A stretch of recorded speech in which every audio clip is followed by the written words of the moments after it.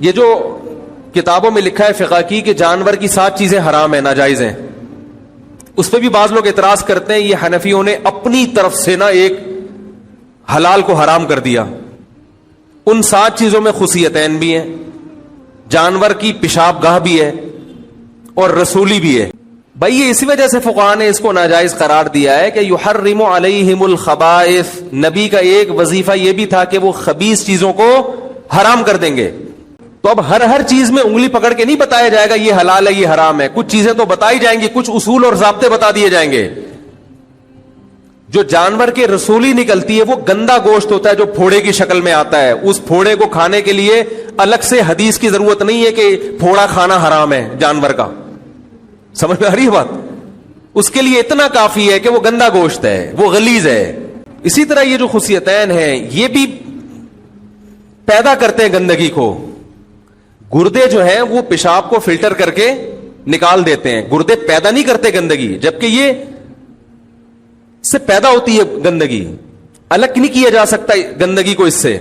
اسی طرح یہ جو پیشاب گاہ ہے یہ بھی کوئی ایسی چیز نہیں ہے جو انسان کھائے، یہ سلیم الطبع انسان اس سے نفرت کرتا ہے۔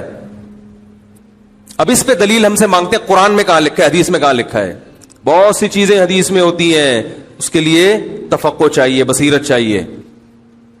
پھر بھی اگر آپ نہیں مانتے تو کم از کم طنز تو نہ کریں میرے بھائی، کھائیں آپ، دیگ بنا کے کھائیں، آپ دعوت کریں لوگوں کی کہ بھئی آج ہم نے یہ چیز پکائی ہے، تو طنز نہ کریں۔ آپ کہیں گے میں بھی تو طنز کر رہا ہوں، تو میں جواب میں طنز کر رہا ہوں کہ جب فقہاء پہ طنز ہوگا، مجتہدین کو بیوقوف قرار دیا جائے گا، پھر لا يحب اللہ الجہر بالسوء من القول الا من ظلم، اللہ بری بات کو پسند نہیں کرتے لیکن جس پر ظلم ہوا وہ دفاع میں کہہ سکتا ہے۔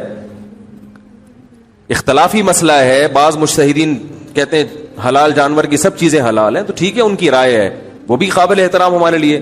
لیکن اگر امام حنیفہ نے کہہ دیا کہ یہ چیزیں حلال جانور کی بھی حرام ہیں، ناجائز ہیں، تو آپ ابو حنیفہ پہ طنز نہیں کر سکتے، اس لیے کہ آپ کی مینٹل اپروچ وہاں تک پہنچی نہیں ہے۔ تو آپ یہ کہہ دو بھائی میں ابو حنیفہ کو نہیں فالو کرتا، تو ٹھیک ہے، جو شافعی مسلک کو فالو کرتے ہیں وہ بھی ہمارے بھائی ہیں، وہ ہم پہ طنز نہیں کرتے، ہم ان پہ طنز نہیں کرتے۔ لیکن جو طنزیہ اسٹائل ہے نا، یہ جہل مرکب کی دلیل ہے، یہ اس کی دلیل ہے کہ آپ جاہل بھی ہیں اور آپ کو یہ پتہ بھی نہیں ہے کہ آپ جاہل ہیں، سمجھ رہے؟ کم سے کم پتہ تو ہوگا مجھے نہیں آتا کچھ۔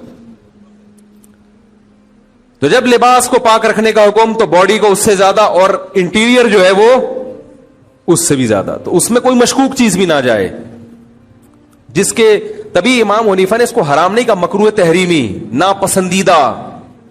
تحریمی کا مطلب غلط، چھوڑ دو، لیکن ایسا حرام نہیں ہے جیسے سور اور کتا حرام ہے، کیونکہ اس میں اختلاف ہے۔ تو ہم بھی کہتے ہیں مکروہ ہے بھائی کھانے کے لیے، اور تم کٹاکٹی جا کے کھا رہے ہو، کم وقتوں معذرت کے ساتھ، تم کو اور کھانے کے حلال چیزیں کم ہیں دنیا میں؟ کٹاکٹ میں دونوں قسم کے آتے ہیں، وہ والا کٹاکٹ، تو کچھ اور بھی تو کھا سکتے ہو۔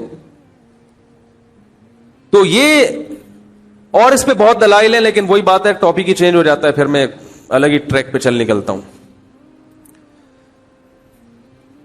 وہ ایسا ہی ہے جیسے آپ لاہور جا رہے تھے، راستے میں پانی کے لیے اترے، اتنا دور چلے گئے کہ سرگودا پہنچ گئے آپ، تو بھائی قریب میں مل گیا تو ٹھیک ہے، نہیں تو واپس آؤ، بیٹھ جاؤ ٹرین میں۔ تو کوشش میں اب بھی یہی کروں گا جو ٹاپک ہے اس کو لے کے چلوں، دائیں میں تھوڑا بہت گئے تو واپس ٹرن مارا کھڑکی سے دوبارہ داخل، پھر آگے چلے۔